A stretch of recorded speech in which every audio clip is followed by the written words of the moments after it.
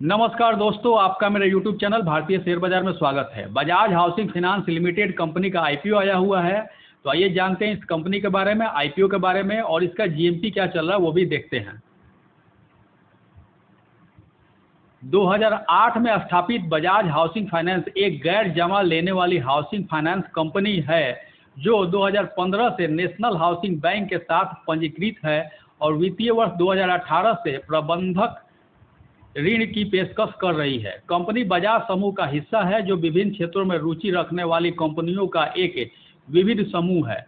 Bajaj housing finance व्यक्तियों और corporate को घरों और वाणिज्यिक स्थानों की खरीद और नवीनीकरण के लिए अनुकूलित वित्तीय समाधान प्रदान करती है। कंपनी की बंधक उत्पाद श्रृंखला व्यापक है और इसमें पहला गृह ऋण, दूसरा संपत्ति पर ऋण, तीसरा किराए रियायतें और चौथा डेवलपर वित्त शामिल है। 31 मार्च 2024 तक कंपनी के 3,08,693 सक्रिय ग्राहक थे, जिनमें से 81.7% होम लोन ग्राहक थे। कंपनी के पास 20 राज्यों और 3 केंद्र शासित प्रदेशों में 174 स्थानों पर 215 शाखाओं का नेटवर्क है, जिसकी देखरेख 6 केंद्रीकृत खुदरा ऋण समीक्षा केंद्र और 7 केंद्रीकृत ऋण प्रसंस्करण केंद्र करते हैं। यह तो थी कंपनी की जानकारी। आइए जानते हैं आईपीओ के बारे में। Bajaj housing finance IPO details. IPO date 9 सितंबर 2024 से 11 सितंबर 2024। फेस वैल्यू 10 रुपये पर शेयर का है। प्राइस बैंड 66 रुपये से 70 रुपये पर शेयर है। लॉट साइज 214 शेयर का है। टोटल इशू साइज 6,560 करोड़ का है, यानी बहुत बड़ा आईपीओ है। फ्रेश इशू 3,560 करोड़ का है।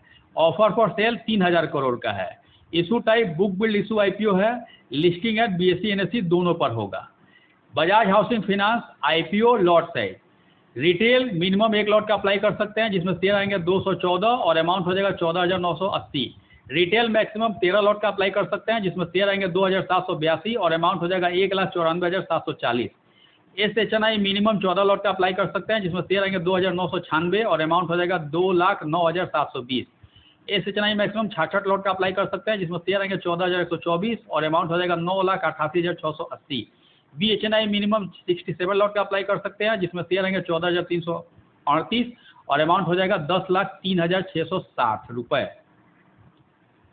Bajaj housing finance IPO reservation QIB के लिए 50% रिजर्वेशन है, रिटेल के लिए 35% है, NII/HNI के लिए 15% है, रिटेल के लिए 35% है, तो अच्छा है। Bajaj housing finance IPO promoter holding. IPO आने के पहले प्रमोटर का होल्डिंग 100% था और आईपीओ आने के बाद प्रमोटर का होल्डिंग क्या होगा उसका डाटा अवेलेबल नहीं है।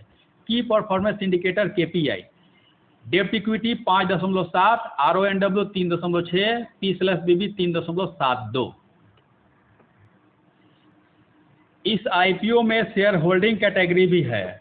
बजाज फाइनेंस और बजाज फिनसर्व का एक भी शेयर आपके पास है तो आप शेयर होल्डिंग कैटेगरी के लिए एलिजिबल हैं। अब आप पूछेंगे कि अभी खरीद ले, तो मेरा जवाब होगा नहीं, क्योंकि वो समय खत्म हो गया है। 30 अगस्त 2024 तक जिनके भी डीमेट अकाउंट में शेयर हैं वही एलिजिबल हैं। यानी कि जो लोग भी 29 अगस्त 2024 तक बजाज फाइनेंस या बजाज फिनसर्व का एक भी शेयर खरीदे हैं और अभी तक बेचे नहीं हैं, वह सभी लोग शेयर होल्डर कैटेगरी के लिए एलिजिबल हैं। बाकी लोग शेयर होल्डर कैटेगरी में अप्लाई नहीं करें क्योंकि कैंसिल हो जाएगा। अब इसका फ़ायदा क्या है? तो जिनके पास ज़्यादा पैसा है उनके लिए ज़्यादा फ़ायदा है, जिनके पास कम पैसा है उनके लिए कम फ़ायदा है। अगर आप केवल शेयर होल्डर कैटेगरी में अप्लाई करना चाहते हैं तो जितना मन करे उतना लॉट अप्लाई कर सकते हैं, लेकिन आप दोनों कैटेगरी में अप्लाई करना चाहते हैं तो आप शेयर होल्डर कैटेगरी में केवल 2 लाख तक का ही अप्लाई करना पड़ेगा। उसके बाद आप अदर कैटेगरी में अप्लाई कर सकते हैं। शेयर होल्डर कैटेगरी में अलॉटमेंट कैसे मिलेगा? शेयर होल्डर कैटेगरी में प्रोपोर्शनेट बेसिस पर अलॉटमेंट मिलता है। प्रोपोर्शनेट बेसिस क्या है? प्रोपोर्शनेट बेसिस के अनुसार मान लीजिए कि शेयर होल्डर कैटेगरी में 10 गुना सब्सक्रिप्शन होता है और आप 10 लॉट का अप्लाई किए हैं तो आपको 1 लॉट एकदम पक्का मिलेगा। अगर शेयर होल्डर कैटेगरी में 10 गुना ही सब्सक्रिप्शन होता है और आप 20 लॉट का अप्लाई किए हुए हैं तो आपको 2 लॉट पक्का मिलेगा। यही होता है प्रोपोर्शनेट बेसिस। अब मुझे लग रहा है कि आपको समझ में आ गया होगा। अगर और कुछ पूछना है तो नीचे कमेंट में लिखिए, मैं बता दूंगा। Bajaj housing finance limited financial information, period in date 2022, 23, 24, 3 साल का दिया हुआ है। तो एसेट 2022 में 48,527.08 करोड़, 2023 में 64,654.14 करोड़, 2024 में 81,827.09 करोड़, यानी कि एसेट 2022 से 23 में बढ़ा है, 23 से 24 में बढ़ा है। रेवेन्यू 2022 में 3,767.13 करोड़, 2023 में 5,665.44 करोड़, 2024 में 7,617.71 करोड़, यानी कि रेवेन्यू भी 2022 से 23 में बढ़ा है, 23 से 24 में बढ़ा है। प्रॉफिट आफ्टर टैक्स 2022 में 709.62 करोड़, 2023 में 1,257.8 करोड़, 2024 में 1,731.22 करोड़। प्रॉफिट आफ्टर टैक्स भी 2022 से 23 में बढ़ा है, 23 से 24 में बढ़ा है।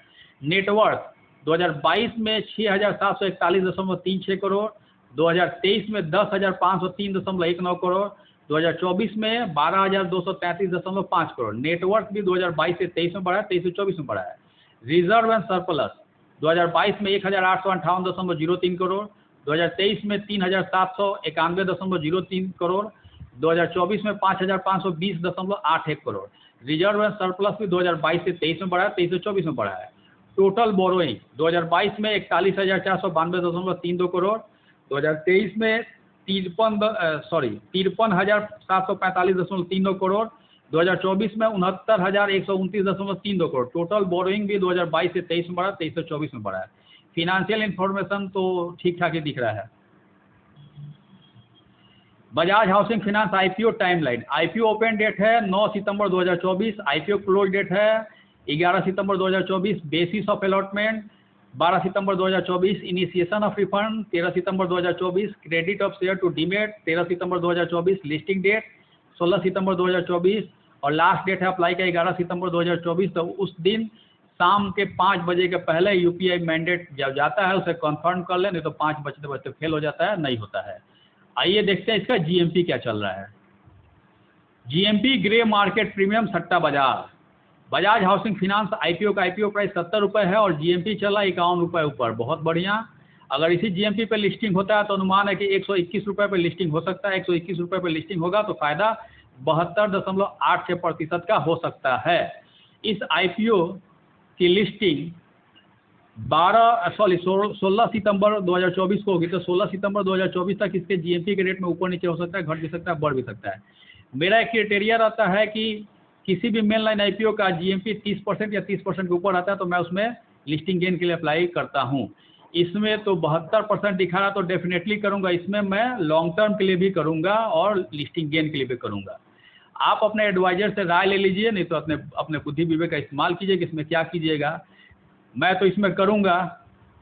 अगर आप शेयर होल्डिंग कैटेगरी के शेयर होल्डर कैटेगरी का अंतर्गत आते हैं तो आपको एक राय देता हूं कि अगर आपके पास अमाउंट कम है यानी पैसा कम है तो आप दोनों में एक एक लॉट कर लीजिए, यानी कि रिटेल में भी कर लीजिए और शेयर होल्डर में भी एक लॉट कर लीजिए। और मेरे द्वारा दी गई यह जानकारी अगर आपको अच्छी लगी, इन्फॉर्मेटिव लगी, ज्ञानवर्धक लगी तो लाइक करें, शेयर करें, सब्सक्राइब करें मेरे यूट्यूब चैनल को। Thank you for watching my YouTube channel भारतीय शेयर बाजार। धन्यवाद।